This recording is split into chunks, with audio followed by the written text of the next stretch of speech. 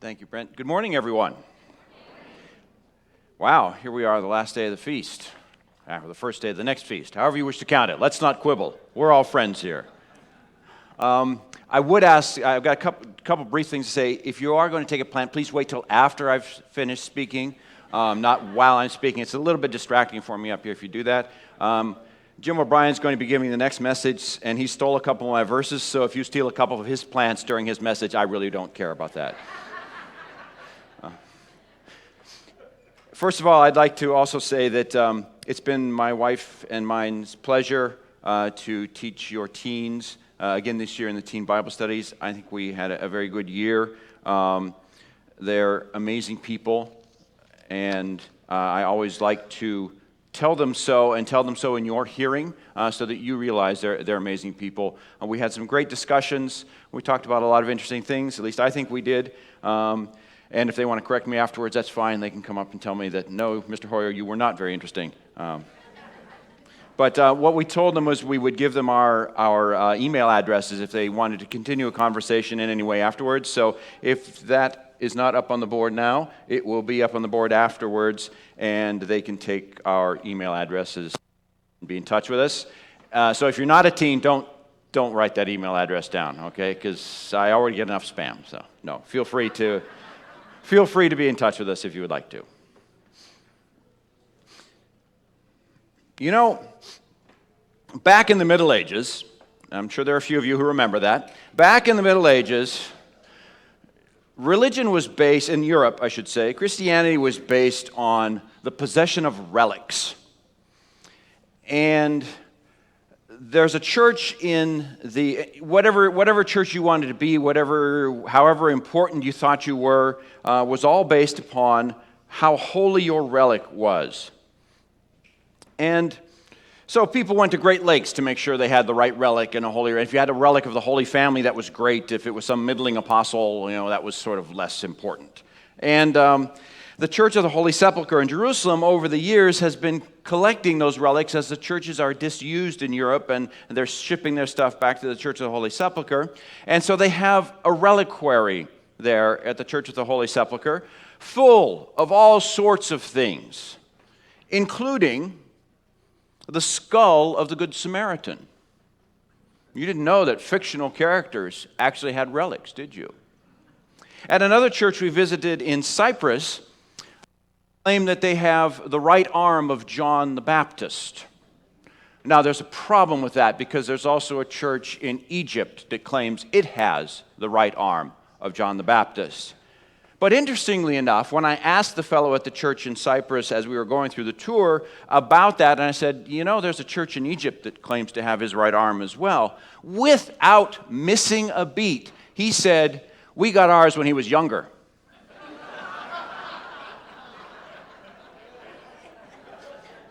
So apparently John the Baptist was a starfish. Interesting. But that's not what we do, is it?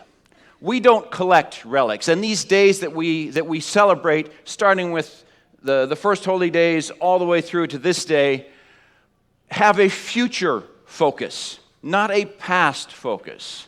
I think there's a lesson in that. God wants us to look forward, not necessarily past. Obviously, we look to the past to learn lessons, and man, aren't there a lot of lessons we can learn from the past.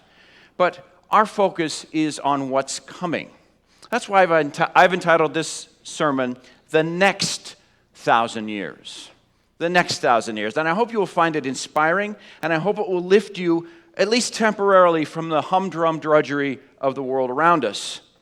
Because this has been quite a year, hasn't it, 2020? So far. We're not over yet. There's fear in the air like never before, at least in my lifetime, except for maybe during 9/11.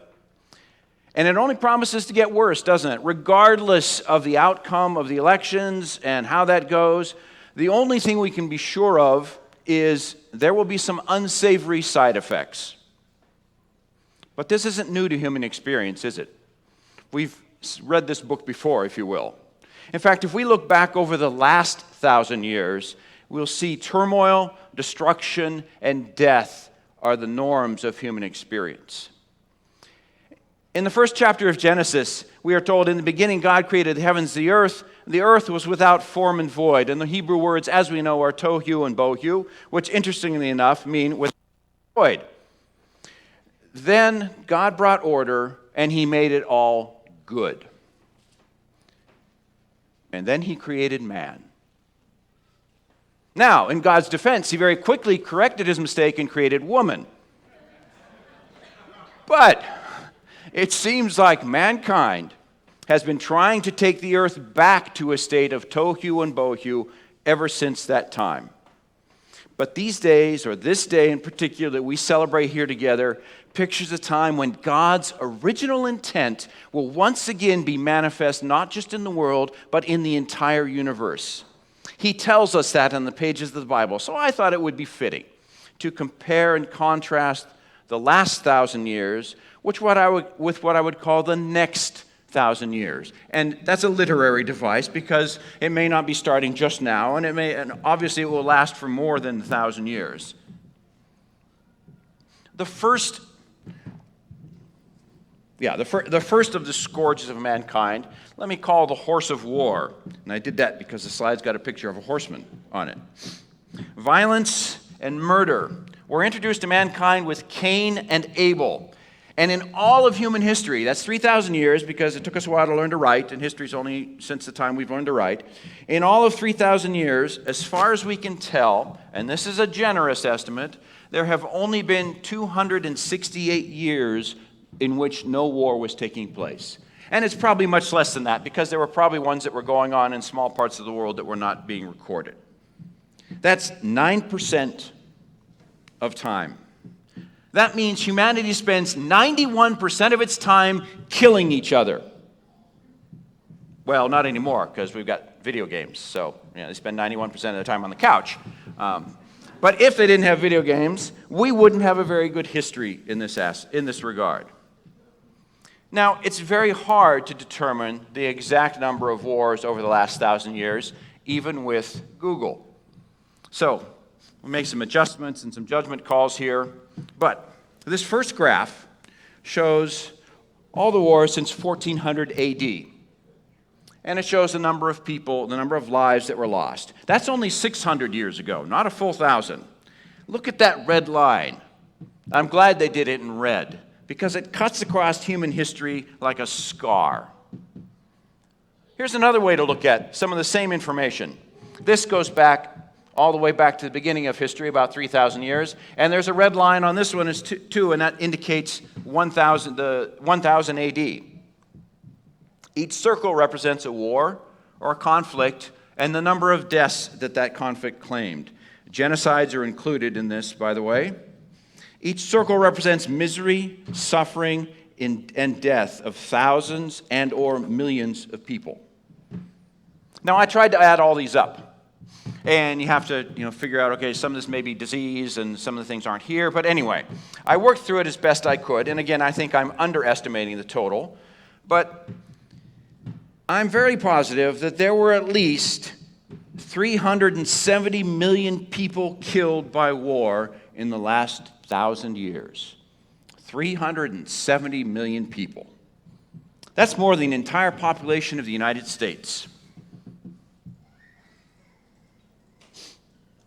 And there's something else especially traumatic about war. It strikes the young. It strikes the next generation. Because old guys like me don't go out and fight, and young people are too young to do it. So the full impact is not felt until the war is over.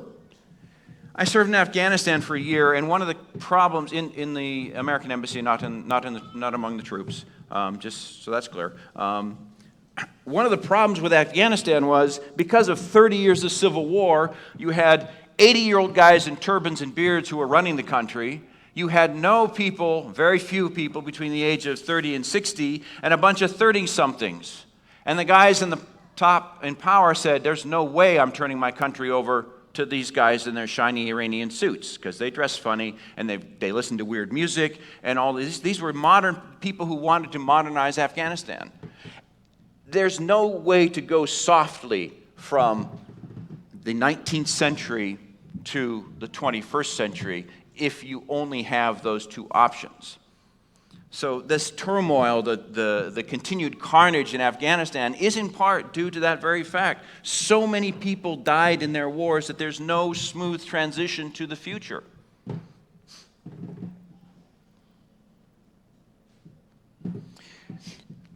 Among those statistics, you probably can't see it because you're too far away, World War II killed 2.6% of the entire population of the world. But World War II, in spite of all the numbers it killed, is nothing, percentage-wise, compared to Genghis Khan, who killed 11% of the entire population of the world in the 1200s. So the toll of death and destruction from war and violence runs red across the history of mankind. Here's another interesting fact, because I want to put all this into numbers we can understand and ideas we can relate to. Did you know that 2% of the population is considered genius? That means they have an IQ of 170 or more. You know, like all of us here. Think of all the amazing things that have been invented, discovered, or figured out or accomplished by women and men of genius. Think about that. Think about people you know who are really, really smart, people you admire because of what they've accomplished. Think of all the Albert Einsteins, all the Madame Curies, all the Mary Jacksons, the Booker T. Washingtons, the Jim Thorpes, the Tom Bradys, the Jeff Bezos, the Julia Childs, the Harry Houdinis of this world in whatever factor of life. How rich would our lives be if we had more of that? 370 million deaths is 7.5 million geniuses. 7.5 million geniuses. How much richer would our world be if we had those lives? Oh, I must make an administrative note here. No geniuses were actually hurt or harmed or killed in the making of this sermon. 95% of those 370 million deaths came in the last 500 years. 95%. I thought we were supposed to get smarter as we got older. You know, God has an answer for the destruction of war and violence for the next 1,000 years, and the 1,000 years after that, and the 1,000 years after that, on and on and on into eternity. And you find that answer in Micah 4, verse 3. So I'd ask you to turn there. Micah 4, verse 3, a familiar scripture, but it's good to take a look at it again. And he will judge between many peoples and render decision for mighty distant nations. They will hammer their swords into plowshares and their spears into pruning hooks. Nation will not lift up sword against nation, and never again will they train for war. Never again will they train for war. Ezekiel 34, verse 28, echoes this same theme. Ezekiel 34, verse 28, and expands on it actually. They will no longer be prey to the nations, and the beasts of the earth will not devour them, but they will live securely, and no one will make them afraid. Not just war, there'll be no more violent crime. Death and destruction and violence as we know it will no longer exist. What are you afraid of in your life? What are you afraid of? Well, Ezekiel 34:28 says there's a time coming in the next 1,000 years when no one will make anybody afraid. What a glorious, wonderful time that will be. Now, we've just counted the cost of war in human terms, but there's also an economic cost of war. And it's hard to get numbers that everyone agrees on, even with Google, since there's no universal way of counting. And some people include police and violent crime in their accounts, not just wars. But no matter how you slice it, there's a lot of violence. So I pulled together some numbers here. And some of these contradict each other, but let's just take a look at them anyway. Supposedly, U.S. wars since the Revolution have cost $7 trillion in total. $7 trillion, some say. You know what? That's $20,000 for every man, woman, and child in America. $20,000. That's $20,000 for each of you. Some say that we've actually spent $6 trillion just since 2001 in the war on terror and other military operations. That's another 20,000. That's actually 18,000 if you want to get picky in your pocket. You can thank me later, after I take my finder's fee, of course. Worldwide, it is estimated that by the Institute of Economics and Peace that in the year 2015, the most current year I could find, war, violence, and crime cost the world $13.6 trillion. That's trillion with a T. $13.6 trillion. That's 13.3% of the entire world gross domestic product. So that's a lot of money. That's a lot of money. It's the equivalent of $1,876 for every person on the planet. We could all do with an extra $1,800, I'm sure. $13.6 trillion is larger than any national gross domestic product except the U.S. War has cost this world more money than the entire economy of China. And that was just in 2015. Now, what could have been done with that money? What could have been done with that money? Now, it's hard to figure out. I pulled out the idea of hunger to take a look at, to give us a measurement here. And it's hard to figure out exactly how much money it would cost to feed all the hungry people in the world for 1 year.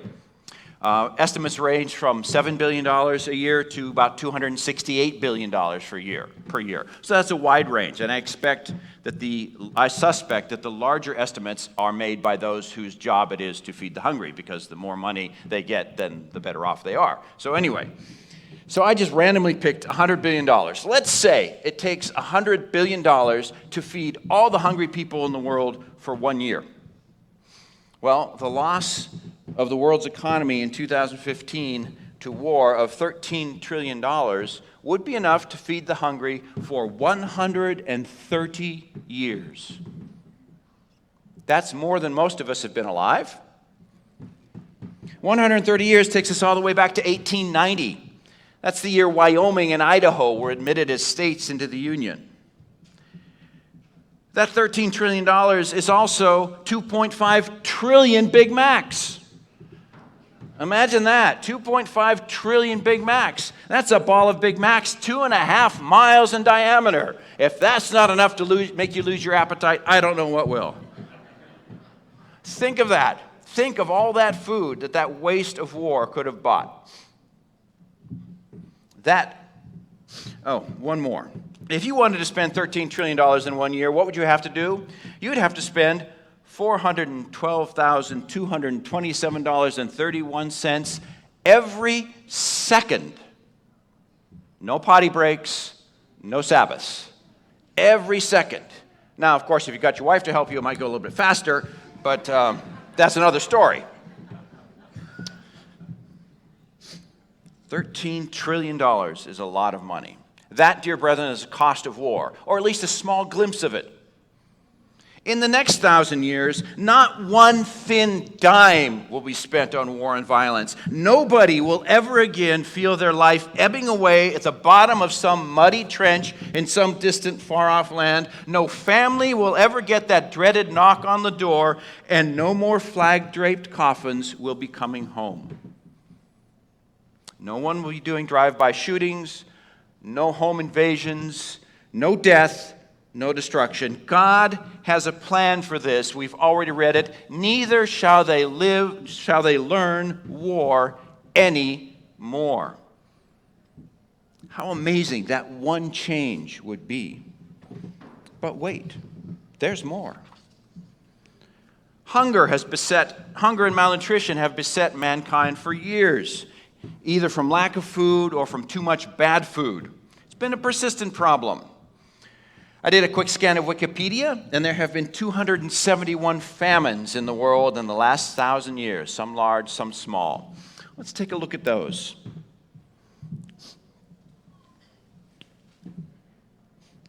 I tried to add up all the numbers of the various famines, and again, Who knows if Wikipedia is right? But the total I got was 302,189,000 people have died from famine and or malnutrition in the last 1,000 years. Again, over 300 million people. And I only counted the famines that killed 100,000 people or more. So that number is probably too small. Or if you prefer, 6 million geniuses. 6 million geniuses do not exist because of famine. Global malnutrition costs the world 2 to 3% of global GDP. So if we find the average there and say 2.5% of GDP, and if we remember our GDP in 2015 was $100 trillion, that's $2.5 trillion that would be added to the economy by solving the problem of malnutrition. Now, remember, it costs $100 billion to feed the hungry every year. So if we solved hunger, how much money would that save? How many people could we feed with just solving hunger? Well, obviously, we'd feed them all because hunger is solved, but we're doing a mental exercise here. The money we would save by solving malnutrition in 1 year could feed those same hungry people for 25 years. Or put another way, that would be an annual rate of return of 2,400%. 2,400%. That's a pretty good investment. How many of your stock portfolios went up 2,400% this year? Yeah. I didn't think so. That's a good investment. And you know what? That's peanuts compared to what God's going to do. Absolute peanuts. Peanuts. Turn to Mark 4, please. Mark chapter 4, verses 8 through 9. Now, this isn't speaking specifically about food and hunger, but it is speaking about how God multiplies things. Remember, 2,400%. That's 24-fold, if you want to put it in Old English. 24-fold, 2,400%. Christ tells his disciples, other seeds fell into the good soil, and they grew up and increased, and they yielded a crop that produced 30, 60, and even 100-fold. He who has ears, let him hear. 100-fold, that's more than we can even imagine. 2,400-fold, we can figure that out, and that's peanuts. God doesn't even start that low. He starts with 30-fold. What does God tell us more in this regard about the next 1,000 years? Ezekiel 34:29. Ezekiel 34:29. I will establish for them a renowned planting place, and they will not again be victims of famine in the land, and they will not endure the insults of the nation anymore. In the next 1,000 years, there will be no famines. There'll be no more of children slowly wasting away for lack of nutrition. Micah 4 verse 4 expands on this and tells us each of them will sit under his vine and under his fig tree, and no one will make them afraid. We've read that part already. For the mouth of the Lord has spoken. Everyone will have plenty. And when the Bible talks about vine and fig tree, you notice it's not talking about bread. It's going beyond the basics of food. Things are going to be so plentiful. That's like wine and candy for us today.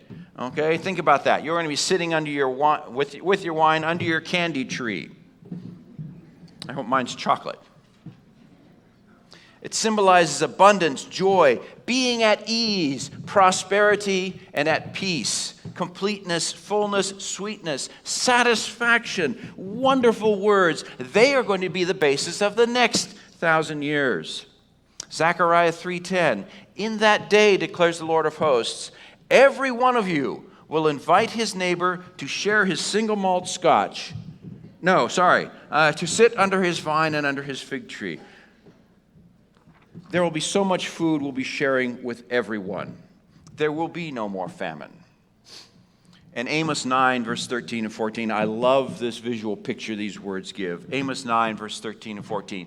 Behold, the day comes, says the Lord, when the plowman will overtake the reaper and the treader of grapes of him that soweth seed.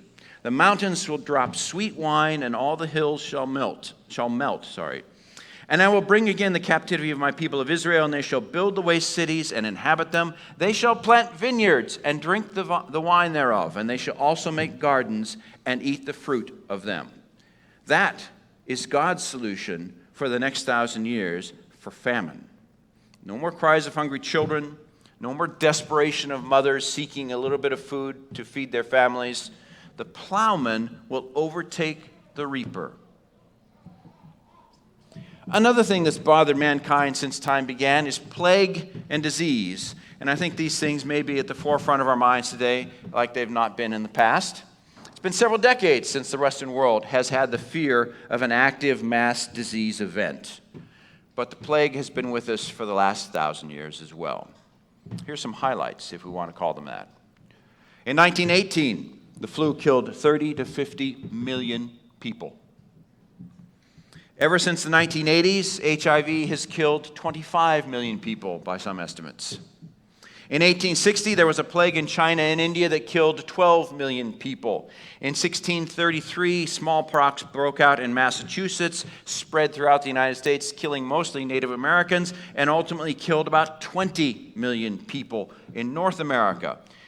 A few years earlier, in 1519, smallpox in Mexico killed 5 to 8 million people in a 2-year span of time, and about 20 million people over the next 100 years. The plague in London of 1334, which started in China and migrated very rapidly along the trade routes, killed 25 million people in Europe. 25 million people. And in 541 AD, it's called the Plague of Justinian, started in 541 AD and kept coming back for the next 200 years and killed 50 million people in the Middle East and the Mediterranean basin. Just from these famines, that's 200 million people just in the last 500 years. What about all the others? What about all the others that we don't have statistics on? I have no clue. 200 million people who died in suffering and agony because plagues don't take you gently. I don't know if you've ever read about the bubonic plague. Anyway, it won't take you gently.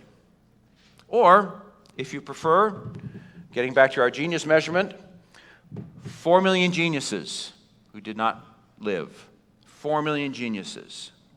Let's expand this one a little further. Global illness impacts about 4 to 6% of the world GDP. Again, using our 2015 number, that would be $4 to $6 trillion lost to illness each year. $4 to $6 trillion. That's greater than the economy of Japan or Germany. Imagine that. That's how much is lost. How many of you drive a Camry? I'm not going to get you into trouble. That's fine. Drive a Camry. A few Camrys. Maybe no Camrys out there. Well, I chose the wrong car. Rats. Anyway, 2019 Camry XLE costs about $30,000. Let me try again. How many of you drive a Mercedes? That would be the rest of you who don't drive the Camrys, right? Okay. Well, if you had a Mercedes GLE, it would cost you about $55,000. Thinking of all that money that was lost to disease, that's 109 million Mercedes. That's 200 million Camrys. There are 6 million cars sold in the United States every year. 200 million Camrys, that's enough cars for the entire United States for 33 years. That's how much disease and malnutrition and illness cost the world. Now, we may not be driving Camrys in the kingdom or any other car for that matter. I don't know. But one thing is certain. We won't have plagues anymore, will we? What's God's plan for this? Revelation 22:2. Revelation 22:2. In the next 1,000 years, in the middle of the street, on either side of the river was the tree of life, bearing 12 kinds of fruit, yielding its fruit every month, and the leaves of the tree were for the healing of the nations. There will be healing in the next 1,000 years, not plague and sickness, and beyond those next 1,000 years, and the next 1,000, etc. Isaiah 65:20 through 22. No longer will there be an infant who lives but a few days. How many children, brand new babies, die of some unknown illness or some known illness in the few days of life? Or an old man who does not live out his days? How many young people do we know, or even middle-aged people like me, who got snuffed out early because of some disease? How horrible has that been? For the youth will die in the age of 100, and one who does not reach the age of 100 will be thought accursed. There will not be diseases. There will be no pestilence. They will not cut short the lives of people in the next 1,000 years. No SIDS, no COVID, no malaria, no cancer, no fear, no kidding. That's the next 1,000 years. That's what God has planned for the world and for the universe around us afterwards, as this day pictures. There's another thing that's been bothering humankind for many, many years. I'll start by going to Exodus 20, verse 15. Exodus 20, verse 15. You know what this verse says. You don't need to turn there because you can look up at the screen as well. Thou shalt not steal. 4 simple words. Thou shalt not steal. What if the world actually did that? What if the world here and now actually did that? How badly has theft impacted the last 1,000 years? Think of that. How many of you have ever been robbed, by the way? You can raise your hand if you want to. Or had some sort of shady transaction take away more money than you thought you should, et cetera, et cetera. Yeah, we've all felt that, or we know somebody who has. Okay? What's the cost of theft? Now, in my comparison now, I'm going to be using the idea of corruption as a surrogate for theft. It's only one part of theft. There's more to it than that. But anyway, measuring corruption, you can see on the slide, and take a look at that. The white areas is where there is no corruption.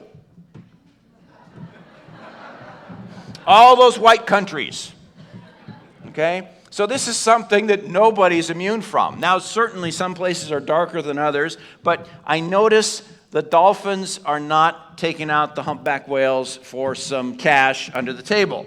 There's no corruption going on in the oceans. Actually, there's nothing in Greenland either, which is interesting, but maybe because they just don't have statistics. Greenland's not even on this map. But anyway, there's no part of this world that is free from corruption, not even here in the United States, and we all know that. Some places, of course, are worse than others. The World Economic Forum estimates that the global cost of corruption is at least $2.6 trillion.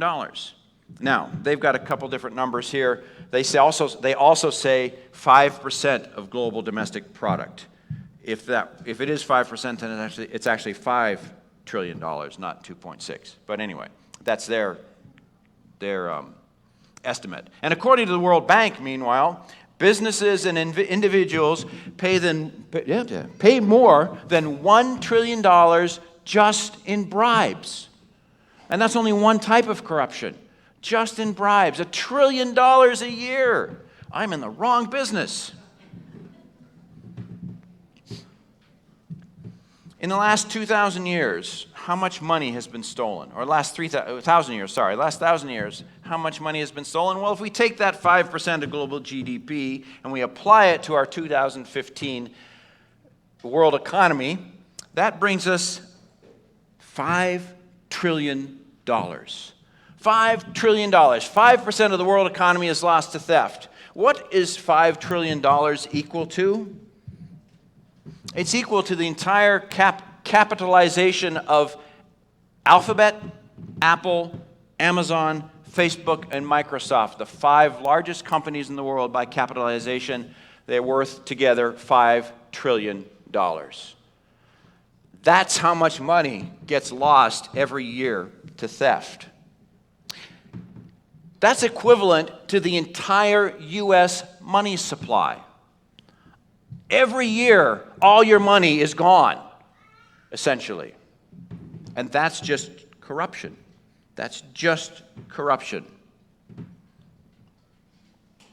There's also $30 billion a year lost to cargo theft, $112 billion lost to shoplifting, $1 trillion lost to cybercrime, $2 trillion lost in data breaches, and $3.5 trillion lost in trade secret theft. That's a lot of money.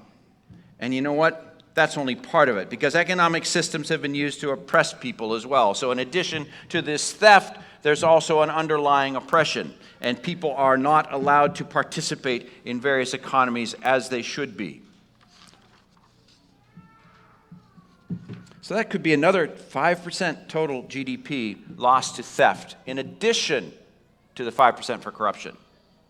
God has an answer to this for the next 1,000 years, and it starts with, thou shalt not steal, but it goes further. There won't be a need to steal because nobody will feel like they've been deprived unjustly or maltreated or cheated out of what is theirs. Nobody. Luke 4:18, Christ refers to speaking to the release of captives and letting the oppressed go free. That's God's answer to the problem of theft in the world to come, in the next 1,000 years. Isaiah 11 verse 4 bears this out. Isaiah 11 verse 4. But with righteousness he will judge the poor and decide with fairness for the afflicted of the earth. Which tells us, by the way, that the afflicted of the earth and the poor are currently not being judged righteously and not being treated fairly. Anyway, to continue, and he will strike the earth with the rod of his mouth, and with the breath of his lips he will slay the wicked.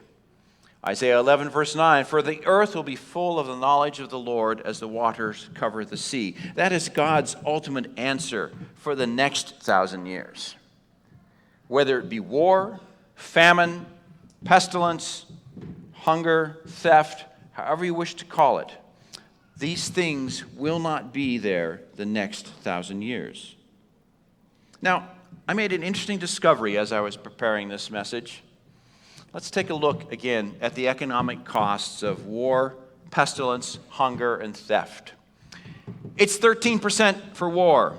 It's 2.5% for malnutrition, 6% for pestilence, 5% for corruption and theft. For the last 1,000 years, 26% of the world GDP has been consumed by things that will no longer happen in the next 1,000 years. Look at that number. That means the entire world could pay first tithe, second tithe, and still get a 6% raise. How wonderful is God's way? How wonderful are his ways? The last 1,000 years have been a mess, full of these four characters here: war, pestilence, starvation, and larceny. Those four characters right up there. But the next 1,000 years, those will fade away. So, let's look forward with great hope, and let us fervently pray, thy kingdom come. They're supposed to be fading away, and the neat little automation is supposed to happen here, but apparently it didn't work, so...